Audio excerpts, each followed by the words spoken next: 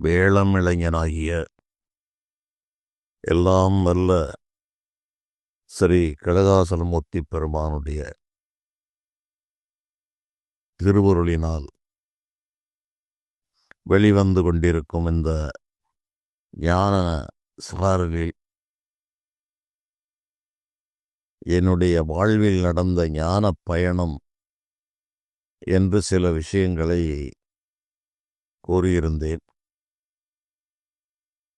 இது யாருக்காவது பயன்பட வேண்டும் அல்லது பயன்படும் என்ற எண்ணத்தில்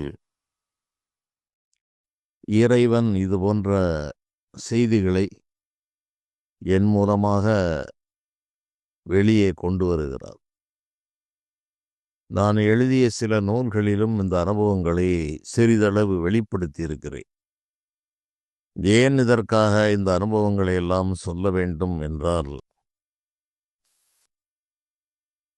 பலர் பலவிதமாக சொல்லுவார்கள். அதில் பல நிலைகள் இருக்கிற காரணத்தால் ஞானம் பெற்றவர்கள் தங்களுடைய அனுபவங்கள் அனைத்தையுமே பாடல்களாக, உரைநடைகளாக, பல விதங்களில் இந்த பின்னால் வருகிற அந்த ஞானம் முயல்பவர்களுக்காக கொடுத்திருக்கிறார், கொடுத்து சென்றார்கள். அவர்கள் ஏன் சென்றார்கள் என்றால், அவர்களுக்கு அவரை பற்றி எந்த தகவல்களும் நமக்கு சரியாக இருக்காது. ஏதோ ஒரு பெயரை போடுவார்கள், அம்மா அப்பா பெயர், மற்ற எந்த விஷயங்களும் தெரியாது. அவர்கள் இந்த மண்ணுக்கு வந்தது ஞானமாகிய விதையை விதைக்க வேண்டும். அந்த பரம்பொருளிலே அவர்கள் லயித்திருக்கிற போது அவர்களிடம் வந்து சென்று அணுகி கேட்டால், ஏதோ அவர்களுக்கு தோன்றியதை சொல்லி அவர்களுக்கு மனம் அவர்களுக்கு இடம் கொடுத்து, அவனுடைய விதியும் இடம் கொடுத்தால் சில விஷயங்களை சரி செய்கிறார்கள். அது விதிக்கு உட்பட்டதாக இருக்குமே தவிர, இறைவனுடைய நிர்வாகத்தில் 100% அவர்கள் நுழைந்து அனைவருடைய விஷயங்களையும் சரி செய்ய மாட்டார்கள். அதனால் அவர்கள் கூறுவது நிரந்தரமான இன்பத்திற்கான வழிகள். இறைவனை உணர்ந்து கொள், உன்னை உணர்ந்து கொள், இந்த உலகம் என்பது மிகப்பெரிய மாய நாடகம் என்பதை உணர்ந்து கொள். நீ பலவிதமான கட்டுப்பாடுகளுடன் மண்ணுக்கு வருகிறாய். உனக்கு கொடுக்கப்பட்டிருக்கிற சுதந்திரம் மிக குறைவு. இந்த குறைந்த அளவு சுதந்திரத்தை வைத்து கொண்டு அனைத்திலிருந்தும் நீ விடுபட்டு விட வேண்டும் என்று நினைக்காதே. காரணம், விதி என்ற கயிறால் கட்டப்பட்டு இறகுகள் ஒடிக்கப்பட்டு கூண்டிலே அடைக்கப்பட்ட ஒரு பறவை போல்தான் மனிதனுடைய வாழ்வு இருக்கிறது. அந்த கூண்டுக்குள் தான் அந்த பறவை வாழ்ந்தாக வேண்டும். அதுபோல இந்த உடம்புக்குள்ளே ஜீவன் இணைக்கப்பட்டிருக்கிறது. அதை விட்டு வெளியே அந்த பறவை வந்தாலும் அதனுடைய இறக்கைகள் வெட்டப்பட்டிருக்கிறது. அது தத்தி தத்தி சில அடி தொலைவுகள் போகலாமே தவிர முழுமையாக சுதந்திரம் அதற்கு வந்துவிடாது. அது கானகத்தில் மனம் போனபடி சுற்றி திரிந்த பறவை இப்படி மனிதர்கள் தங்களுடைய வசதிக்காக, அழகுக்காக, பொருள் சேரும் என்ற எண்ணத்திற்காக, செல்வ வளங்கள் பெருகி கொண்டே இருக்கும், நோய் நொடிகள் அணுகாது என்ற பலவிதமான ஆசைகளுக்கு உட்பட்டு இதுபோல் பறவைகளை சிறைப்பிடித்து வளர்ப்பது, தொட்டிகளிலே பல உயிரினங்களை வளர்ப்பது, உயிரற்ற பொம்மைகளை வைத்து அதன் மூலமாக நன்மை தீமைகள் வருகிறது என்று எண்ணுவது. இதை தாண்டி யந்திர தந்திரங்கள் மூலமாக சில கடைகளில் பார்த்தீர்கள் என்றால், இந்த செப்பு தகடு எந்திரங்கள் ஒரு 5-6 போட்டோக்கள் வைத்திருப்பார்கள். இவர்களுக்கெல்லாம் நம்பிக்கை என்பது வேறு ஒரு விதத்தில் இருக்கிறது. இவற்றையெல்லாம் இறைவன் இருக்கிறார் என்பது தெரிகிறது. சிறைக்குள் அகப்பட்ட ஒரு கைதி, சிறைக்குள்ளேயே என்னை வைத்திருங்கள், சிறையே சொர்க்கம், சிறைக்குள் கிடைக்கிற இந்த சாப்பாடு வசதிக்கு மேலே வேற ஒன்றும் இல்லை என்று இந்த சிறையிலேயே தொடர்ந்து இருக்க விரும்புவானானால், சுதந்திரம் பெற்ற மனிதன் அவனை எப்படி பார்ப்பான் என்று கேட்கிற உங்களுடைய சிந்தனைக்கே விட்டு விடுகிறேன். ஞானிகளுக்கு இந்த உடம்பு ஒரு சிறை, உலகம் ஒரு சிறை. அவர்கள் இந்த சிறையை விட்டு விலக வேண்டும் என்பது அவர்களுடைய நோக்கம். தான் விலகிவிட்ட பிறகு பலரையும் விலக்க வேண்டும் என்பதும் அவர்களுடைய நோக்கமாக இருந்துதான் இந்த ஞான செய்திகளை சொன்னார்கள். ஆனால் மானிட வாழ்வு அனைவருக்கும் உயர்ந்தபட்ச பரிபூரண ஞான நிலைக்கு உடனடியாக வந்துவிடாத காரணத்தால் வாழ்கின்ற போது எதிர்ப்படுகிற இன்னல்களை தவிர்ப்பதற்கு பலவிதமான உபாயங்களை இறைவன் பல வடிவங்களிலே நமக்கு வழங்கியிருக்கிறார். அந்த சிக்கல்களை உருவாக்கி மனிதர்களுக்கு வைத்தவரும், நல்ல நெறியில் நடக்கின்ற போது அவற்றிலிருந்து விடுபடுவதற்கான வாய்ப்புகளை தருகிறவரும் அந்த இறைவன். அதுவாறு சொல்லப்பட்ட கலைகளில் பல கலைகள் இன்று திரிந்து அவை முழுக்க முழுக்க இந்த உலகியலை பற்றி மட்டுமே சிந்தித்து, இறைவன் என்று ஒருவர் இருக்கிறார், அவர் ஒரு நிர்வாகம் செய்கிறார், அவருக்கு கீழே கணக்கில்லாத சக்திகள் வேலை செய்கிறது, அவற்றை நன்னடத்தை, நாணயம், நம்பிக்கை, நேர்மை, சத்தியம் தவறாத நிலை, பேராசையற்ற நிலை, இப்படிப்பட்ட உயர்ந்த குணங்களால் எளிதில் வெல்லலாம் என்கிற ரகசியங்களெல்லாம் மறைக்கப்பட்டு முன்வினையால் வருகிறது. ஒரு மனிதனுக்கு நாயாலும் துன்பம் வரும், பேயாலும் துன்பம் வரும். நாய்கடித்து இறக்கிறவர்கள் இன்றும் இருந்து கொண்டிருக்கிறார்கள். பேயடித்து இறந்தவர்கள் ரொம்ப அரிதாகத்தான் இருக்கிறார்கள். ஆனால் இன்று என்ன அதிகமாக கண்ணிலே தென்படுகிறது என்றால், இன்றல்ல, காலங்கள் பல காலங்களுக்கு முன்பாகவே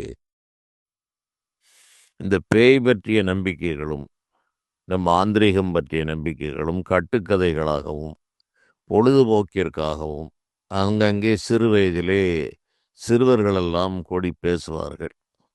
சிறுவர்கள் எப்படி பேசுகிறார்கள் என்றால், பெரியவர்கள் பேசுவதை கேட்டு சிறுவர்கள் பேசுவார்கள்.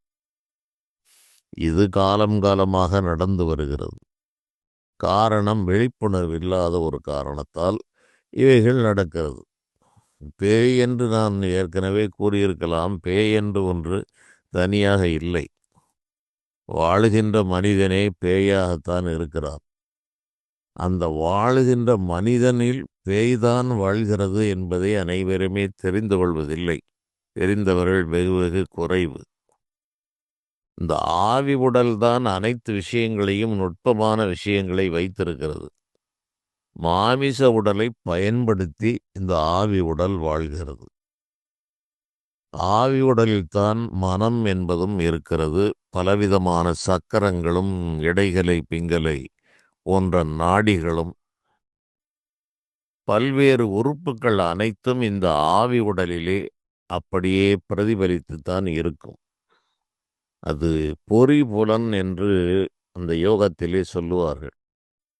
வெளியே இருப்பது பொறி, ஆவி உடலில் இருப்பது புலன். இந்த புலன்களை வைத்துக்கொண்டு பொறிகளை பயன்படுத்தி இந்த ஆவி உடல்தான் சகல துக்கங்களையும் சுகங்களையும் அனுபவிக்கிறது. உடல் ஒரு கருவி. ஆகவே பேய் என்றும், பிசாஸ் என்றும், மோகினி என்றும், காட்டேரி என்றும், யட்சினி தேவதைகள் என்றும், இப்படி கணக்கில்லாத பெயர்களெல்லாம் சாஸ்திரங்களிலே கூறப்பட்டிருக்கிறது. ஆனால் விஷயம் ஒன்றுதான். சாப்பாடு என்பது ஒன்று, அதற்கு மனிதன் ஆயிரக்கணக்கான பெயர்களை வைத்துக் கொள்ளலாம். அதுபோல இவைகளெல்லாம் உடம்பை விட்டு வாழ்கின்ற மனிதர்கள் இருக்கிறார்கள் என்பதுதான் ஆரம்ப பாடமே. ஆனால் இன்று என்ன நடக்கிறது என்றால், ஏதோ இந்த உடல் வாழ்வு நிச்சயம் போலவும், இந்த உலக வாழ்வுதான் உண்மை என்பது போலவும், இந்த உடலில் வாழ்ந்து கொண்டிருக்கும்போது உடலை விட்டுவிட்ட ஆவிகளை பார்த்தால், ஆவிகளை வைத்து வேலை வாங்கியது, தேவதைகள் வந்தது என்பது அபூர்வமானதும் அமானுஷ்யம் என்ற பெயரில் இவையெல்லாம் இன்று பல விதங்களில் போய்க் கொண்டிருக்கிறது. இவற்றையெல்லாம் என்ன சொல்வது என்பதை தெரியவில்லை. நான் ஆரம்ப காலங்களிலே என்னிடம் பலர் இது பற்றி ஐயப்பாடுகளை கேட்பார்கள். நான் கூறுவேன், எப்பா இதெல்லாம் ஒன்றுக்கும் உதவாதப்பா, நீ ஞானம் என்று வந்து என்னிடம் கேட்டால் ஏதேனும் சொல்லுகிறேன். இது போன்ற ஆரம்ப பாடங்களை வைத்து கேட்டுக்கொண்டு இதிலே மயங்கிக் கொண்டிருக்க வேண்டாம் என்பதுதான் நான் 50 ஆண்டுகளுக்கு முன்பே கூறியவை. ஆனால் என்ன கூறினாலும் உலக ஜன சமூகத்திற்கு, மனித மனதுக்கு இந்த அமானுஷ்யங்கள், இரகசிய விஷயங்கள், இவற்றில் உள்ள ஈடுபாடுகள் என்றுமே குறைவதில்லை. ஆகவே இது இன்று ஒரு பெரிய மரமாக, விருட்சமாக வளர்ந்து செழித்து பறந்து கிடக்கிறது. இவற்றில் உண்மைத்தன்மை குறைந்து போய் கற்பனைகள் கணக்கில்லாமல் இருக்கிறது. இவற்றை தேடி அலைவது இந்த கானல் நீரை பிடிக்க அலைந்த கதைதான். இறைவன் இவனுக்குள்ளே இருக்கிறார், அவரிடம் கேட்டு பல விஷயங்களை இவன் சரி செய்து கொள்ள முடியும் என்றாலும், அவரவர் செய்த வினைப்பயனுக்காக இங்கே அனுபவிப்பதற்காகத்தான் மனிதர்களை அனுப்பியிருக்கிறார் இறைவன். அதை அனுபவித்து கொண்டு எப்படியெல்லாம் அதை நுட்பங்கள் தெரிந்து அந்த வினை கர்மாக்களை நாம் அனுபவித்து தீர்க்க வேண்டும் என்பதுதான் நம்முடைய முன்னோர்கள், ஞானிகள் கூறினார்கள். இவன் நேர்வழியிலே நடந்து இறைவனுடைய வழிபாடுகளை செய்து, இறைவனுடைய நாமங்களை, மந்திரங்களை செய்து வழிபட்டு வந்தால், அந்த இறை நிர்வாகம் பல பல தேவதைகளை உருவாக்கி, இவனுக்கெல்லாம் அது தெரிய வேண்டும் என்ற அவசியம் இல்லை. அது எந்த பெயரில் வேண்டுமானாலும் வரும். அதற்கு பெயரெல்லாம் மனிதன் வைத்து கொண்டதுதான். அது மனிதர்களுக்கு புரிய வேண்டும் என்று ஞானிகளும் அதற்கு ஒரு பெயர், மோகிக்கச் செய்தால் அதற்கு பெயர் மோகினி. மோகம் என்பது ஆசை. இப்படி இரத்த காட்டேரி மனிதனுடைய உடம்பிலே தான் இரத்தம் இருக்கிறது. இந்த இரத்தத்தை வைத்து கொண்டுதான் இந்த மாமிச உடலே இயங்குகிறது. அதை வைத்துத்தான் ஆவி உடல் இயக்குகிறது. இது உடம்பை விட்டு வெளியே போனவுடன் இதை ஒரு மிகப்பெரிய இமயமலை அளவுக்கு கற்பனை செய்து, இந்த ஆவி அதை செய்து விடுகிறது, இதை செய்து விடுகிறது, அது கப்பலையே புரட்டி போடுகிறது, மலையை அசைக்கிறது. அப்படி பார்த்தால் கோடானு கோடி ஆவிகளுக்கு மேம்பட்ட சக்தி படைத்த தேவதைகளெல்லாம் விண்ணிலே அலைந்து கொண்டிருக்கிறது. இவற்றையெல்லாம் அறியக்கூடிய அளவு மனிதர்களுக்கு கண்களை இறைவன் படைக்கவில்லை. ஏதோ அங்கெங்கு ஒன்றிரண்டை வைத்து கொண்டு இதை மிகைப்படுத்தி பேசி மக்களை கலவரப்படுத்தக்கூடிய நபர்கள் எந்த காலத்திலும் இருந்து கொண்டே இருக்கிறார்கள். மனிதர்களுக்கும் வேறு வேலை இல்லாத காரணத்தாலும், வேறு மார்க்கம் தெரியாத காரணத்தாலும், தன்னுடைய செயலால் வினை வந்தது, அந்த வினையால் சுகதுக்க அனுபவங்கள் வருகிறது என்கிற உண்மையை ஏற்றுக்கொள்ளும் மனமில்லாமல், இந்த தப்பித்து கொள்ளுதல், இந்த எஸ்கேபிசம் என்று இதை ஆங்கிலத்திலே கூறினார்கள். சில நூல்களை படிக்கும்போது, இந்த மனோதத்துவ நூல்களை பார்க்கும்போது, பிரச்சனையை எதிர்கொள்ளுதல் என்பதிலிருந்து அநேகருடைய மனம் இந்த எஸ்கேபிசம் என்று தப்பித்துச் செல்வதற்குத்தான் விரும்புகிறது என்று அதிலே கூறப்படுகிறது. அதுதான் இன்று நடந்து கொண்டிருக்கிறது. அதையே மீண்டும் மீண்டும் நாமும் கூறுவதால் பயனில்லை. நான் அதன் மூலமாக தெளிவை தர வேண்டும் என்று விரும்புகிறேன். ஆனால் அதைப் பற்றி கூறினால் கணக்கில்லாதவர்களுக்கு மிகுந்த ஒரு அது ஆவலை தூண்டுவதாகவும் இருக்கிறது. அது எனக்கு என்றோ தெரிந்த விஷயம்தான். ஆனால் அதிலிருந்து தெளிவிக்க வேண்டும் என்பதுதான் என்னுடைய நோக்கம். அதுவும் ஒரு கலை, அது ஒரு விஷயம் இருக்கிறது. ஆனால் அதுவே முடிவல்ல என்பதுதான் நான் சொல்ல விளைவது. அதனால் நீங்கள் பிடிக்க வேண்டிய பற்றற்றான் பற்றுக, பற்றினை பற்றுக, அப்பற்றை பற்று விடற்கு என்று மிகப்பெரிய ஒரு தத்துவத்தை வள்ளுவர் பெருமான் கூறினார். நீ பற்றி பிடிக்க வேண்டியது விஷயம் என்ன என்றால், பற்றுக்களே இல்லாத அந்த இறைவனை நீ பற்றி பிடித்துக்கொள். எதற்காக என்றால், ஒரு மிகப்பெரிய பற்றுதலை வைத்துவிட்டால் மற்ற பற்றுக்கள், தேவையில்லாத பற்றுக்கள், பிடிமானங்கள், கட்டுப்பாடுகளில் இருந்து நீ விலக வேண்டும் என்றால் உறுதியான ஒரே ஒரு பொருளை பிடித்துக்கொள். மற்றவை தன்னால் விலகிச் சென்றுவிடும். பற்றுக பற்றற்றான் பற்றினை பற்றுக அப்பற்றை பற்று விடற்கு. பலவிதமான ஆசாபாசங்களில் இருந்தும் அச்சங்களில் இருந்தும் துன்பங்களில் இருந்தும் விடுபட்டு செல்ல வேண்டும் என்றால், ஆசாபாசங்களும் அச்சமும் துன்பமும் இல்லாமல் அனைத்திற்கும் தலைவனான அந்த இறைவனை நீ பிடித்துக்கொள் என்று எளிதாக சொல்லியிருக்கிறார் வள்ளுவர் பெருமான். இதைப்போல சகல ஞானிகளும் கூறியிருக்கிறார்கள். வினைப்பயனால் ஞானிகளுக்கும் கூட இந்த மந்திர தந்திர துன்பங்களால் இடையூறுகள் வந்திருக்கிறது. அவை ஏன் வருகிறது என்றால், இறை நிர்வாகத்தில் இப்படியும் சில அனுபவங்கள் இருக்கிறது. அனுபவம் என்பது மனிதர்கள் விஷயமே புரியாமல் இருப்பதால் அனைத்தையும் சொல்லுவதும் கடினமாக இருக்கிறது, புரிய வைப்பதும் கடினமாக இருக்கிறது.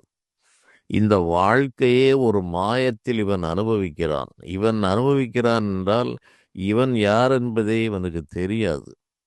தான் யார் என்பதே உணராமல் அறியாமை இருளில் கிடக்கிறான் என்பதை அவனுக்கு உணர்வதில்லை, உணர முடியாது. எத்தனை பேர் சொன்னாலும் அவன் நான் நான் என்று நினைப்பது எது, அந்த நான் என்பது யார் என்பதையே புரிய முடியாமல் மனிதன் கட்டுப்பட்டு மாயையில் சிக்கி கிடக்கிறான்.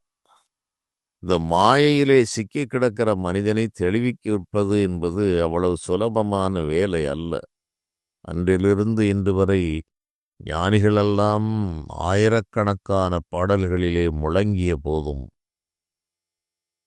அனைவருக்கும் ஞானக்கண்கள் திறந்து விட்டதில்லை. என்றாலும் அவர்கள் அவர்களுடைய வேலையை நிறுத்தியதும் இல்லை. இறைவன் இரண்டையுமே வைத்திருக்கிறார். வதந்தி என்று ஒரு சொல் இருக்கிறது. அது வதந்தி என்றால் ஒன்றை பலவிதமாக சொல்லுவது. ஏகம் சத் விப்ரா பகுதா வதந்தி என்பது வடமொழியிலே வருகிற ஒரு சுலோகம். ஏகம் சத், ஒரே ஒரு நிலையான பொருள்தான் இருக்கிறது. அது விப்ரா பகுதா வதந்தி, அது பலவிதமாக பேசப்படுகிறது. அதனால் வதந்தி என்பது வடமொழி சொல், சம்ஸ்கிருதத்திலிருந்து வந்த சொல். அது ஏனென்றால் மனிதர்கள் தங்கள் தங்கள் மனதிற்கு எப்படி புரிகிறதோ அப்படியெல்லாம் ஒரே விஷயத்தை பல பெயர்கள் நாம ரூபங்களை வைத்து சொல்லுகிறார்கள். ஆகவே இந்த வாழ்வு என்பதே ஒரு பல நிலைகளில் இருக்கிறது என்பதை நானும் பல தொடர்களிலே கூறியிருக்கிறேன். 16 மணி நேரம்தான் விழிப்புணர்விலே இந்த உலக வாழ்வு. எப்போது தூக்கத்திற்கு செல்கிறானோ அப்போது இந்த உலகம் இவனுக்கு இல்லை. அவன் ஏழையாக இருந்தாலும், பணக்காரனாக இருந்தாலும், செல்வாக்குடையவனாக இருந்தாலும், அறிவில் சிறந்தவனாக இருந்தாலும், அறிவே இல்லாத, கல்வி அறிவே பெறாத நிலையில் இருந்தாலும், நோயாளியாக இருந்தாலும், எந்த நிலையில் இருந்தாலும், இந்த நித்திரை என்ற நிலை வந்தபோது அந்த மனிதனுக்கு இந்த உலகத் தொடர்பு தற்காலிகமாக நீக்கப்படுகிறது. இந்த உலகமும் மறைந்து போய்விடுகிறது. உலகத்தினுடைய சுகதுக்கங்கள், நாம் எவ்வளவு கடன் வாங்கியிருக்கிறோம், நமக்கு என்னென்ன பிரச்சனைகள் இருக்கிறது என்று எதுவுமே இவனுக்கு உணர்த்தப்படுவது கிடையாது. எப்படியும் நித்திரைக்குள் சென்றுதான் ஆக வேண்டும். அப்போது வேறு ஒரு உலகம் காட்டப்படுகிறது.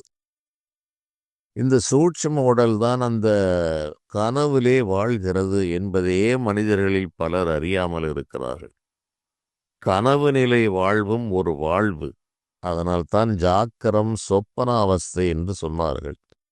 இந்த கனவும் இவர்களுடைய இஷ்டப்படி எல்லாம் வராது. அதுவும் இவனுடைய வினைப்படி என்னென்ன கனவுகளை காண வேண்டும் அல்லது கனவற்ற நிலையில் இருக்க வேண்டும் என்றெல்லாம் இதில் பல சூட்சுமங்கள் இருக்கிறது. கனவு பற்றிய சாஸ்திரங்களும் இருக்கிறது. இப்படி பின்னால் வருகின்ற செய்திகளை கனவின் மூலமாக தெரிந்து கொள்ளலாம் என்கிற ஒரு பல தொழில்நுட்பங்களில் அதுவும் ஒன்று. அதை நான் தனியே கூறுகிறேன். இவற்றையெல்லாம் கூறி அதை ஒரு பரபரப்பாக செய்துவிட முடியும். அதற்கான ஒரு மனநிலை இறைவன் எனக்கு வழங்கவில்லை. ஆகவே இந்த கனவிலும் மனிதன் வாழ்கிறான். பல விஷயங்கள் நீங்கள் பரிகாரங்கள் செய்கிறார்கள், வழிபாடுகள் செய்கிறார்கள், இறைவன் என்ன செய்துவிட்டார் என்று பலரும் கேட்பதுண்டு. நான் கூறுகிறேன், இறைவனுடைய நிர்வாகத்தில் உண்மையிலே ஒருவன் சிறைப்பட நேர வேண்டும் என்று விதி இருந்தாலும், மரண கண்டங்களை அனுபவிக்க வேண்டும் என்ற ஒரு விதி இருந்தாலும், அல்லது ஒரு நல்ல பாம்பு கடிக்க வேண்டும் என்ற ஒரு விதி இருந்தாலும், இவை கனவின் வழியாக பலருக்கு இந்த அனுபவங்கள் தீர்க்கப்படுகிறது என்ற ரகசியத்தை மனிதர்கள் அறிவதில்லை. கனவும் இவருடைய விருப்பப்படியெல்லாம் கனவு வராது. இவனுக்கு நனவிலே அனுபவிப்பதும் ஞானிக்கு அக்கனவுதான். ஆனால் அது ஞானிகளுக்கு. மனிதர்களுக்கு உலக வாழ்வு என்பது பரம சத்தியமாக, நிரந்தர நித்திய உண்மையாக அவருடைய மனதிற்கு தெரிகிறது. தான் எங்கிருந்தோம் என்பதை அறிய மாட்டார். காயின் கருவில் இருந்ததை மனிதன் மறந்து விடுகிறான். தத்தி தத்தி தவழ்ந்து நடந்ததை மறந்து விடுகிறான். மழலை சொல்லாக பேசி அந்த சுத்த அசுத்தங்களெல்லாம் கடந்த நிலையில் இருந்ததை மனிதன் மறந்து விடுகிறான். அது மறக்கடிக்கப்படுகிறது. அதன் பிறகு விவரங்கள் எல்லாம் தெரிந்து தேவையற்ற குப்பைகளை இணைத்து வைத்துக் கொள்ளுகிறான். இவனுக்கு இந்த தந்தைக்கும் தாய்க்கும் பிறக்க வேண்டும் என்ற எந்த சங்கல்பமும் இவனுக்கு கிடையாது. அவனுக்கு முன்னும் பின்னும் எத்தனை பேர்கள் பிறந்திருக்க வேண்டும் என்பதும் இவனுடைய கட்டுப்பாட்டில் இல்லை. பிறந்த பிறகு இன்னார்தான் மனைவியாக வர வேண்டும், கணவனாக வர வேண்டும் என்பதும் இவனுடைய விருப்பத்தில் இல்லை. அது சம்பிரதாய திருமணமாக இருந்தாலும் சரி, மனம் விரும்பிய காந்தர்வ விவாகமாக இருந்தாலும் சரி, இடைவெளியிலே விட்டு சென்று பிரிகின்ற விவாகமாக இருந்தாலும் சரி, அதுவும் இவனுடைய கட்டுப்பாட்டிலும் விருப்பத்திலும் இல்லை. குழந்தை பேறு இவனுடைய கட்டுப்பாட்டில் விருப்பத்தில் இல்லை. இவனுடைய ஆயுள் இவனுடைய விருப்பத்திலே இல்லை. இவனுடைய குழந்தைகளுடைய ஆயுள் இவனுடைய விருப்பத்தில் இல்லை. அதுபோல இவனுக்கு வேண்டியவர்கள், உற்றார் உறவினருடைய சுகதுக்கங்களுக்கு இவனால் எதுவுமே செய்ய முடியாது. போகலாம், ஆறுதல் கூறலாம், பண உதவி செய்யலாம். அதற்கும் மனம் வேண்டும். அதற்கெல்லாம் நபர்கள் என்று குறைந்து விட்டார்கள். நான் ஒரு மனிதன் என்னிடம் கேட்டார், ஐயா, மனதை ஒடுக்குவது எப்படி என்று. பல காலங்களுக்கு முன்பு சிலர் என்னை தொடர்ந்து வருவார்கள். அப்போது கேட்கப்பட்ட ஒரு கேள்வி. அப்போது நான் கூறினேன், மனதை ஒடுக்க மனதை விரி என்று நான் கூறினேன். என்னையா மனதை ஒடுக்க வழி கேட்டால் நீங்கள் மனதை விரிக்கச் சொல்லுகிறீர்களே என்று அந்த நபர் கேட்டார். நான் சொன்னேன், அப்பா 2 வழி இருக்கிறது. உன் மனம் ஒடுங்கித்தான் இருக்கிறது. அதை நீ உணரவில்லை. நீ மனம் விரிந்ததாக நீ எண்ணுகிறாய். அதனால் மனதை ஒடுக்க நீ வழி கேட்பது சாதாரண நிலையில். நான் சொல்லுவது அதனுடைய ஆணி வேரை பிடித்து அதற்கு நான் வழி சொல்லுகிறேன். உன் மனம் எப்படி ஒரு மனிதனுக்கு இயங்குகிறது என்றால், நான் என்று இந்த உடம்பை பற்றி மட்டுமே இயங்கும். சிறு குழந்தைகளுக்கு நான் தன்னுடைய உடம்பு என்பது அரிதாக கிடைத்த இந்த உடம்பின் மேல் உள்ள பிடிப்பு, அந்த பிடிப்பு தான் இந்த மண்ணுலக வாழ்க்கைக்கே ஆதாரம். அதுதான் வேர். இந்த உடம்பையும் உயிரையும் கலந்து வைத்த இந்த மாமிச உடல் இருக்கிறதே, இந்த மாமிச உடலை நான் என்று நினைக்கின்ற அந்த நினைப்பு தான் இவனுடைய முதல் பிடிமானம். அந்த பிடிமானத்தை வைத்துத்தான் இவன் வாழ்கிறான். தான் இந்த உடல், இந்த உடலுக்கு தாய் தந்தை என்ற ஒரு பாச உணர்ச்சி. அதன் பிறகு சகோதரர்கள் இருந்தால், அவர்களும் நல்லவர்களாக இருந்தால் அவர்களிடம் சில காலம் அந்த அன்பு பாசம்.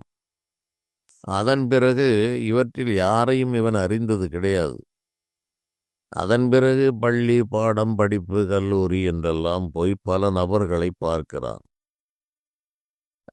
அவர்கள் மேல் சற்று மனம் அங்கே அடுத்த நிலைக்கு போகிறது. முதலிலே தான் எந்த நிலைக்கு இவன் போனாலும் நான் என்கிற புள்ளியை வைத்து கொண்டுதான் இந்த மனிதனுடைய மனம் சுழலுமே தவிர, இந்த நான் என்பதை தாண்டி இவன் மனம் போகாது. அது அதாவது ஒரு புள்ளியில் நின்று கொள்வது. அது பறந்து போவதே இல்லை. அந்த நான் என்கிற ஒரு புள்ளியிலே வைத்து கொண்டுதான் அனைத்தையும் பார்க்கும்.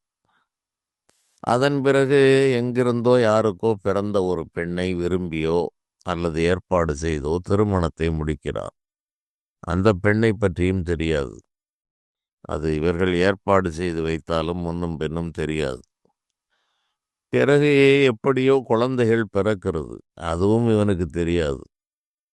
இட்டது தானிலை ஏதேனும் இழைகாள் என்று ஞானிகள் கூறுகிறார்கள். முட்டை பிறந்தது 300 நாளில். இட்டது தானிலை ஏதேனும் இழைகாள் பட்டது பார் மணம் 12 ஆண்டினில் கெட்டது 70 கேடறிகிறே என்று திருமூலர் பெருமான் கூறுகிறார்.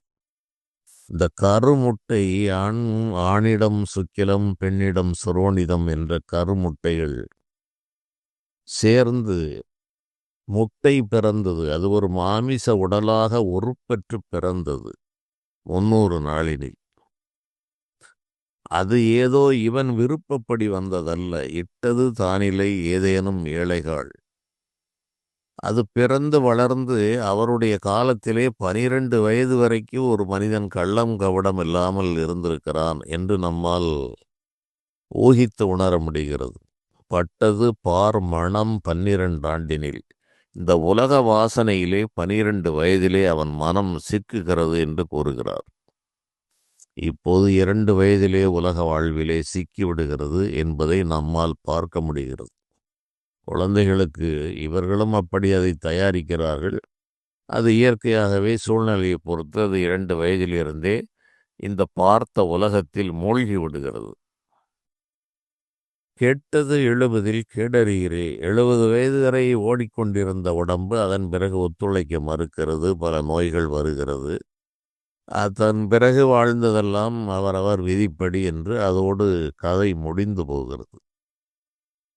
ஆகவே எதுவுமே அறியாமல் எங்கிருந்தோ வந்த ஒரு மனைவி, மக்கள் என்று தனக்கு முதலில் தேடி இவன்தான் பிரச்சனைகளை தேடிக்கொள்ளுகிறான். என்னுடைய ஞான பயணத்தில் நான் சொன்னவையெல்லாம் இவற்றை விளக்குவதற்காகத்தான் அதை சொன்னது. ஊரும் சதமல்ல, உற்றார் சதமல்ல, உற்று பெற்ற பேரும் சதமல்ல, பிள்ளைகளும் சதமல்ல, பெண்டிர் சதமல்ல, தேசத்திலே யாரும் சதமல்ல நின் தாழ் சதம் கச்சி ஏகம்பனே என்று பட்டினத்துப் பெருமான் கூறுகிறார். நீ வசிக்கிற ஊரும் சதமல்ல, உனக்கு உற்றார் என்று வந்தவர்களும் சதம் என்றால் நிலையானது என்று பொருள், அதுவும் சதமல்ல. உற்று பெற்ற பேரும் சதமல்ல, பலவிதமான படிப்புகளை படித்தும் பலவிதமான புகழ்களை அடைந்து பெற்ற பேரும் சதமல்ல, பெண்டிர் சதமல்ல. மனைவிகளும் மக்களும் மாடும் மனையும் சதமல்ல, பெண்டிர் சதமல்ல, பிள்ளைகளும் சதமல்ல. இதுபோல எதுவுமே தேசத்திலே யாரும் சதமல்ல என்று முடித்து விடுகிறார். இந்த நீ எங்கிருந்தோ வந்தாய், எங்கிருந்தோ வாடகைக்கு வந்த உனக்கு இங்கே எதுவுமே உனக்கு சாஸ்வதமானது அல்ல, உனக்காக அது ஏற்படுத்தப்பட்டதல்ல. நீ எவ்வளவு காலம் இங்கே இருக்க வேண்டும் என்பதுதான் அதிலே விதிக்கப்பட்ட விதியே தவிர, இந்த படைக்கப்பட்ட மொத்த பிரபஞ்ச வாழ்வு உனக்கு சொந்தமானதல்ல. இதிலே இருப்பதற்கான கால அவகாசமும் உன் விருப்பப்படி இல்லை. இதில் என்ன உறவுகள் வர வேண்டும், என்ன உறவுகள் போக வேண்டும் என்பதும் இவனுடைய கட்டுப்பாட்டிலே கிடையாது. ஆகவே எவ்வித சுதந்திரமும் இல்லாத நிலையில் வந்து விலங்கிலே அகப்பட்டு கொண்ட மனிதன் படுகிற பாடுகள் சொல்லி மாளாது. காரணம் அஞ்ஞானம் என்ற அறியாமை. நின் தாழ் சதம் கச்சி ஏகம்பனே, எந்த உலகத்திலும் எந்த நிலையில் இருந்தாலும், கனவு அவஸ்தையில் இருந்தாலும், தூக்கம் என்ற அவஸ்தை கார் இருளில் இருந்தாலும், அறிவு நிலை என்ற துரிய நிலையில் இருந்தாலும், உன்னுடைய திருவடிகளே எனக்கு என்றும் துணையாக இருக்கும் என்பதுதான் ஞானம். இந்த ஞானம் வராத வரை மனிதனுக்கு அல்லல் ஒருபொழுதும் தீராது. தனக்கு ஓமை இல்லாதான் தாழ் சேர்ந்தார்க்கு அல்லால் மனக்கவலை மாற்றல் அரிது என்பது மிக தெளிவாக வள்ளுவர் பெருமானால் கூறப்பட்டது. தனக்கு இணையாக வேறு ஒருவர் இல்லாத அந்த இறைவனுடைய திருவடிகளை சேர்ந்தவர்க்கு அல்லால் மனதினுடைய கவலை என்பது ஒருபோதும் தீராது. இந்த மனக்கவலை என்பது நான் சொல்ல வந்தது மனதை விரி மனம் ஒடுங்கும் என்பது என்று சொல்ல வந்தது. ஆகவே இதுதான், இப்படித்தான் இந்த மனம் விரிகிறது. தான் என்ற புள்ளியில் இருந்து விரிந்து ஒரு குறிப்பிட்ட எல்லையை தாண்டி அது போவதே இல்லை. இவனுடைய செயல்கள் அனைத்தும் அந்த முளையடித்து கட்டப்பட்ட மாடு என்று சொல்வார்கள். அந்த அடித்து கட்டப்பட்ட தான் என்ற அந்த புள்ளியை விட்டு விலகாமல் அதை வைத்து கொண்டேதான் இவன் இயங்குகிறான். ஆகவே இவனுடைய மனம் விரியவில்லை. உன்னுடைய மனம் விரியவில்லை அப்பா. நான், எனது பெற்றோர், உடன்பிறந்தோர், என்னுடைய சுற்றத்தார், என் மனைவி, என் மக்கள், என்னுடைய நண்பர்கள், அதன் பிறகு என்னுடைய தோட்டம், துறவு, சொத்து, இப்படி ஒரு குறுகிய புள்ளியில் உன்னையே நீ பிணைத்து கொள்ளுகிறாய். உன்னுடைய மனம் எங்கே விரிந்திருக்கிறது? உன் மனம் ஒடுங்கித்தான் இருக்கிறது. நீ மனதை விரிக்க வேண்டும். இந்த கட்டுப்பாடுகளில் இருந்து, இந்த கட்டுக்களில் இருந்து நீ விலக வேண்டுமென்றால் உன்னுடைய மனதை விரித்துப் பார். நீ யார் என்று யோசித்துப் பார். இடையில் வந்த இந்த விவகாரங்களெல்லாம் எப்படி வந்தது? நாம் கொண்டு வந்தோமா? இயற்கையில் இங்கு இருக்கிறது, எப்படி எப்படியெல்லாம் அது புதிதாக தோன்றித்தான் வருகிறது. இவனுக்கு இளையவனாக ஒருவன் பிறக்கிறான் என்றால் இவன் அறியாமல் தோன்றித்தான் இந்த மண்ணுக்கு வருகிறது. இவனுக்கு நண்பன் என்று வந்தாலும் அவனும் தோன்றி ஒரு உடல் எடுத்து வருகிறான். இவனுக்கு மனைவி எங்கோ யாருக்கோ பிறந்து தயாராகி இவனுக்கு வருகிறாள். இவனால் வருகின்ற சந்ததிகளும் இவன் விரும்பியெல்லாம் வந்ததில்லை. அதனால்தான் சொன்னேன், இட்டார், இதை வேறு ஒரு வடிவிலே சொல்வார்கள். இட்டார் அறிந்திலர், ஏற்றவள் கண்டிலள், தட்டான் அறிந்தும் ஒருவருக்கும் உரைத்திலன், பட்டாங்கு சொல்லும் பரமனும் அங்குளன், கெட்டேன் இம்மாயையின் கேள்மை எவ்வாறே என்று ஞானிகள் கூறுகிறார்கள். சுக்கிலத்தை கருப்பையிலே செலுத்திய அந்த ஆண்மகனும் தந்தையும் அறியமாட்டான். ஏற்றுக்கொண்ட தாயும் அறிய மாட்டாள். இட்டார் அறிந்திலர் ஏற்றவள் கண்டிலள்.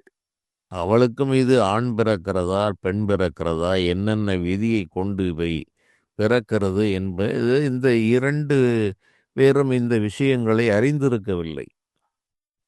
ஆனால் இந்த செயல்களெல்லாம் இறைவனுடைய தூண்டுதலால் நடக்கிறது என்றால் இந்த படைப்பு கடவுளாகிய பிரம்மாவை தட்டான் என்று கூறுகிறார். அதற்கெல்லாம் விளக்கங்கள் நிறைய இருக்கிறது.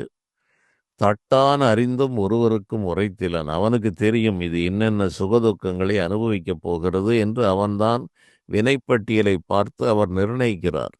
தட்டான் அறிந்தும் ஒருவருக்கும் உரைத்திலன். பட்டாங்கு சொல்லும் பரமனும் அங்குளன். இந்த ஜீவனை விட்டு ஒரு காலும் பிரியாத அந்த சகல ஞானங்களையும் உணர்ந்த என்றென்றும் சாஸ்வதமாக இருக்கிற அந்த இறைவன் இருந்து பட்டாங்கு சொல்லும் பரமன், அந்த பரமசிவன் கூடவே இருந்தாலும் அங்குதான் அவர் இருக்கிறார், மௌன சாட்சியாக இருக்கிறார். பட்டாங்கு சொல்லும் பரமனும் அங்குளன், கெட்டேன் இம்மாயையின் கேள்மையவ்வாறே. அந்த இறைவனும் இருக்கிறார், ஜீவனாகிய நானும் இருக்கிறேன். ஆனாலும் இந்த உடம்பு எப்படியோ என் மேல் சுமத்தப்பட்டு விட்டது. இந்த மாயையில் போய் சிக்கிக்கொண்டேன். இது எப்படி என்று அவர்கள் ஞானம் தெளிந்த பிறகு தான் மாயையில் அகப்பட்டு கொண்டதை உணர்கிறார்.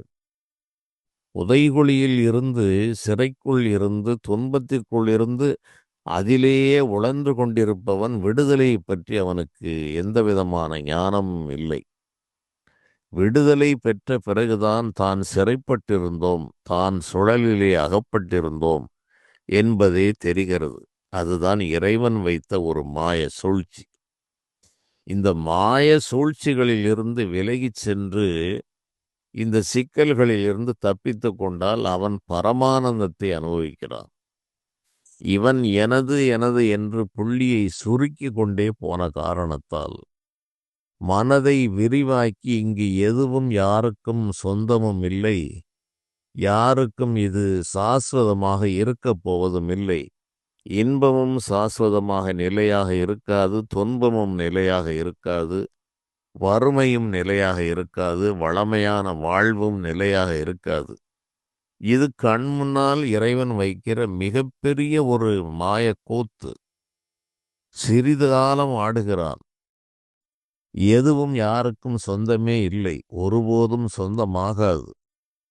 சந்தைக்கு வந்தவன் பொருளை வாங்கிச் செல்லலாம், அவனாவது வீட்டிற்கு கொண்டு செல்வான். மண்ணாகிய சந்தைக்கு வந்தவன் மோட்சமாகிய வீட்டிற்கு இங்குள்ள பொருளை எடுத்துச் செல்ல முடியாது.